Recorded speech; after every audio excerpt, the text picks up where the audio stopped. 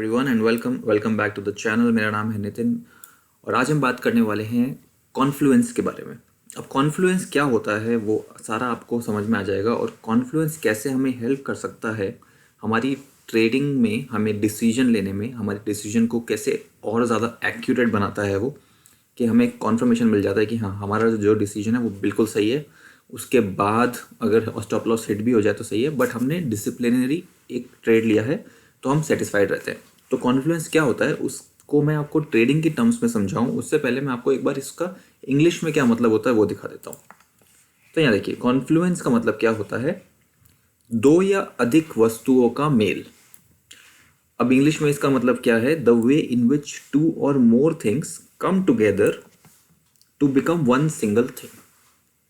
अब ये है इसका इंग्लिश में मतलब। हमारी ट्रेडिंग में इसका क्या मतलब हुआ कि जब हमें दो या दो से ज़्यादा कॉन्फर्मेशन मिल जाते हैं किसी पर्टिकुलर डायरेक्शन में ट्रेंड का मूव करने का, ट्रेड का मूव करने का, तो उसको हम कहते हैं कि हमें ये हमारा एरिया ऑफ कॉन्फ्लुएंस है और यहाँ से हमें पता चल गया है कि हमें किस तरफ ट्रेड लेना है, हमें लॉन्ग करना है या शॉर्ट करना है, या फिर शेयर मार्केट के टर्म्स में हमें कॉल लेना है या पुट लेना है। तो ठीक है, अब हम चलते हैं अभी अपने नोट्स की ओर।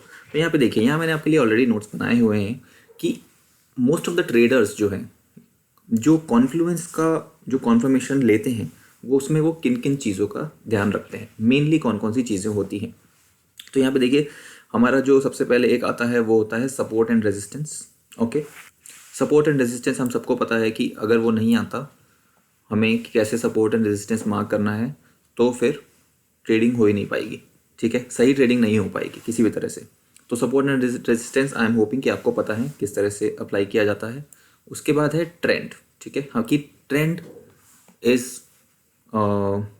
एवरीथिंग। अगर आप ट्रेंड के ऑपोजिट जाके ट्रेड लेते हैं तो इसमें आपके बहुत ज़्यादा चांसेस हो जाते हैं कि आप लॉस में ही एंड अप करेंगे। तो हमें हमेशा ट्रेंड के साथ ही मूव करना है, ये बात हमेशा ध्यान रखना। तो सबसे पहले सपोर्ट एंड रेजिस्टेंस, उसके बाद ट्रेंड और फिबोनाची। जैसे आपको पता होगा, I am assuming, moving averages 20, 50, 100 और 200।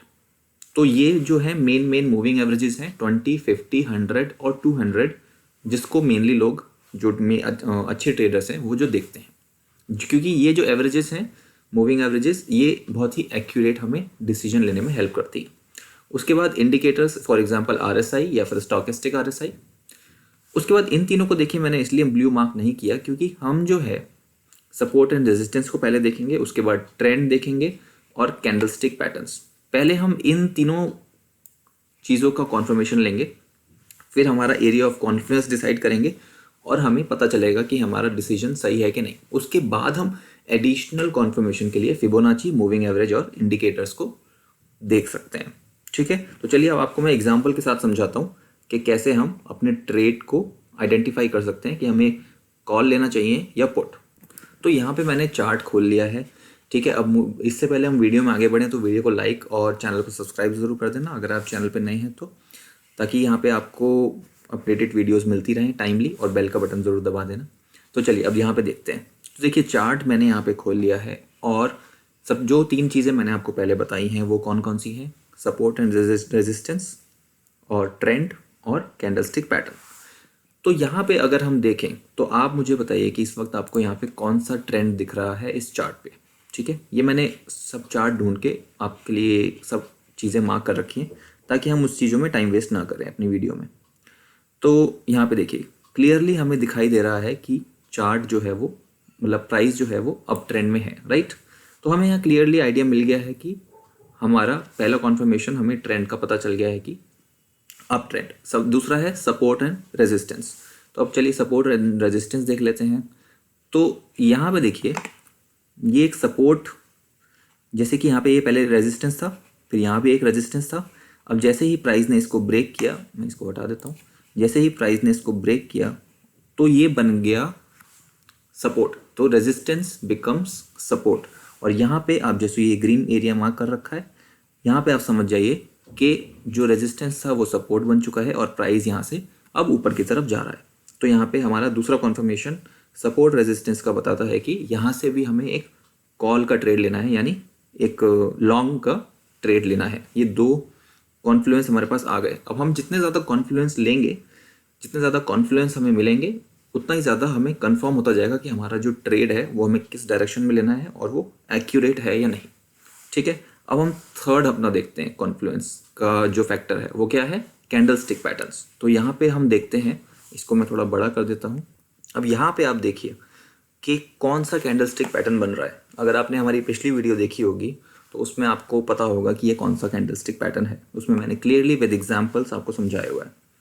तो राइट, ये बन रहा है बुलिश पिन बार, और बुलिश पिन बार हमें क्या बताता है कि प्राइस में अपवर्ड मूवमेंट हमें देखने को मिल सकती है अगर वो अपने सपोर्ट के पास बने, और वो कलर चाहे जो भी हो, रेड या ग्रीन, उससे फ़र्क नहीं पड़ता है। तो यहाँ पे ये बुलिश पिन बार बन रही है, यानी कि प्राइस जो है सेलर्स ने नीचे धकेला, पर वापस से बायर्स ने इमिडिएटली अपने सपोर्ट प्राइस पे, सपोर्ट एरिया पे, सपोर्ट जोन पे उसको पुश किया, और वापस से ये छोटी सी बॉडी बनी विद लॉन्ग विक्स। तो यहाँ पे हमारा ये बन गया बुलिश पिन बार। तो हमें अपने कॉन्फ्लुएंस की तीन चीज़ें पता चल गई, सपोर्ट रेजिस्टेंस, ट्रेंड और कैंडलस्टिक पैटर्न्स। तो हमें यहाँ पे कंफर्म हो गया कि हमें एक कॉल का ट्रेड यहाँ पे लेना है। ठीक है, अब यहाँ पे आप अपने और भी कॉन्फ्लुएंस को ऐड कर सकते हैं, कॉन्फ्लुएंस के फैक्टर्स को, जैसे कि फिबोनाची हो गया, मूविंग एवरेजेस हो गया, या फिर इंडिकेटर्स हो गए जैसे कि RSI, स्टॉकेस्टिक RSI, और भी बहुत सारे इंडिकेटर्स हैं। तो यहाँ पे आप उनको ऐड कर सकते हैं। तो मैं आपको एक और चीज़ लेके बता देता हूँ कि लेट्स से यहाँ पे मैंने देखिए एक 100 की मूविंग एवरेज यहाँ पे ऐड कर ली। ठीक है, आई एम अज्यूमिंग कि आपको मूविंग एवरेजेस ऐड करना, इंडिकेटर्स ऐड करना, जो कि बेसिक सी चीज़ें हैं, वो आपको आती हैं, जो मैंने अपने चैनल पे वीडियोस भी बनाई हुई हैं उसके बारे में। राइट, तो यहाँ पे देखिए जैसे ही मैंने 100 मूविंग एवरेज ऐड की, तो यहाँ पर हमें क्या दिखता है कि यहाँ पे हमें एक सपोर्ट दिखाई देता है। प्राइस जो है वो मूविंग एवरेज के ऊपर जाता हुआ दिखाई दे रहा है, बिल्कुल उसी पॉइंट से प्राइस नीचे आया और मूविंग एवरेज से ऊपर दिखाई दे रहा है। तो इससे हमें क्लियरली पता चलता है कि हमें इस वक्त कौन से ट्रेड में एंटर करना है, हमें बाय ट्रेड में एंटर करना है, यानी कि कॉल में एंटर करना है। तो जितने कॉन्फ्लुएंस आप ज़्यादा ऐड करेंगे उतना ही आप अपने ट्रेड को बहुत ज़्यादा एक्यूरेट बना सकते हैं। बट मेनली ट्रेडर्स जो होते हैं वो देखते हैं ट्रेंड, सपोर्ट रेजिस्टेंस और कैंडलस्टिक पैटर्न्स। तो चलिए मैं आपको एक और एग्जांपल दिखाता हूँ जिसमें आपको अच्छे से और क्लियर हो जाएगा। दो एग्जांपल बेटर रहते हैं। तो यहाँ पे एक दूसरा चार्ट मैंने खोल लिया है। अब आप मुझे बताइए यहाँ पे कौन सा ट्रेंड चल रहा है। यहाँ पे क्लियरली हमें दिख रहा है कि प्राइस जो है वो डाउनवर्ड ट्रेंड में मूव कर रहा है। राइट, तो अभी हम अगर इसका सपोर्ट या रेजिस्टेंस अगर हम मार्क करना चाहें तो वो कहाँ पे ड्रॉ होगा, वो होगा इस पॉइंट पे। राइट, क्योंकि यहाँ पे आके प्राइस ने बार बार एक रिट्रेसमेंट या फिर टच करके वापस गया है, फिर उसी रेजिस्टेंस को ब्रेक, सपोर्ट को ब्रेक करके नीचे आया है, फिर ऊपर गया, फिर इतने रेजिस्टेंस से नीचे आया है। तो ये हमारा बन गया रेजिस्टेंस जोन। पहले ये सपोर्ट जोन था क्योंकि प्राइस यहाँ तक आया, ठीक है, और फिर उसके बाद ऊपर गया, फिर ये अपने सपोर्ट को ब्रेक किया और ये बन गया रेजिस्टेंस। तो यहाँ पे बनता है उल्टा, सपोर्ट बिकम्स रेजिस्टेंस। राइट, तो यहाँ पे देखिए मैंने एक ग्रीन लाइन मार्क भी कर दी है ताकि हमें क्लियरली पता चल जाए कि ये हमारा है रेजिस्टेंस, क्योंकि प्राइस इसको ब्रेक कर चुका है और यहाँ से अब नीचे की तरफ मूव कर रहा है। उसने यहाँ पे एक बार रीटेस्ट भी किया बट उसके बाद वापस से वो नीचे की तरफ मूव कर रहा है। ठीक है, अब हमारा ये था दूसरा कॉन्फर्मेशन। पहले हमने देखा ट्रेंड, डाउनवर्ड ट्रेंड, उसके बाद हमने देखा सपोर्ट रेजिस्टेंस। तो यहाँ पे डाउनवर्ड ट्रेंड है, रेजिस्टेंस बन चुका है सपोर्ट, तो यानी हमारा दूसरा कॉन्फर्मेशन हो गया। अब हमारा थर्ड कॉन्फर्मेशन है कैंडलस्टिक पैटर्न।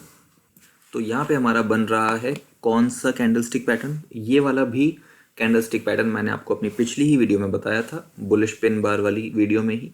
ये है बुलिश एनगल्फिंग पैटर्न। राइट, यहाँ पे मैंने लिखा हुआ है क्योंकि जो ये रेड कैंडल है, ये जो रेड कैंडल है बड़ी वाली, ये अपनी पिछली वाली ग्रीन कैंडल को, उसके साथ में जो ग्रीन कैंडल है उसको उसकी बॉडी ने पूरा कवर कर लिया है, और उसके बाद हमें यहाँ पे प्राइस नीचे जाके देखने को मिला है। क्यों मिला है? क्योंकि यहाँ पे हमारा थर्ड जो कॉन्फ्लुएंस हमें ढूंढना था कैंडलस्टिक पैटर्न, वो भी बता रहा है कि बेयरिश है। तो हमें कॉन्फ्लुएंस, एरिया ऑफ कॉन्फ्लुएंस पता चल गया कि ट्रेंड भी बेयरिश है, रेजिस्टेंस हमारा बन चुका है और ये नीचे की तरफ मूव कर रहा है। क्यों? क्योंकि यहाँ पे तीसरा जो है कैंडलस्टिक पैटर्न भी बेयरिश है, जिस वजह से हमें यहाँ पे एक नीचे की तरफ अच्छा खासा डाउनफॉल देखने को मिला। राइट, ये देखिए यहाँ पे सारा हमें ये देखने को मिला। इस तरह से हम अपने ट्रेड को बहुत ही ज़्यादा एक्यूरेट बना सकते हैं और एक सही डिसीजन ले सकते हैं, और जिस तरफ हम ट्रेड लेंगे उसी तरफ प्राइस के बहुत ही ज़्यादा चांसेस हो जाते हैं कि हमारा ट्रेड रॉन्ग जाता ही नहीं है। उसके अलावा आप जैसे कि मैंने बताया इंडिकेटर्स को यूज़ कर सकते हैं, मूविंग एवरेजेस को यूज़ कर सकते हैं, फिबोनाची को यूज़ कर सकते हैं। ठीक है, आई होप आज की वीडियो आपके लिए हेल्पफुल होगी। अगर आपको किसी ट्रेडिंग से रिलेटेड किसी और चीज़ में डाउट है तो आप कमेंट करके बता सकते हैं, या फिर कुछ और कमेंट भी कर सकते हैं जो आप चाहें। हम मिलेंगे अगली वीडियो में। Till then bye bye.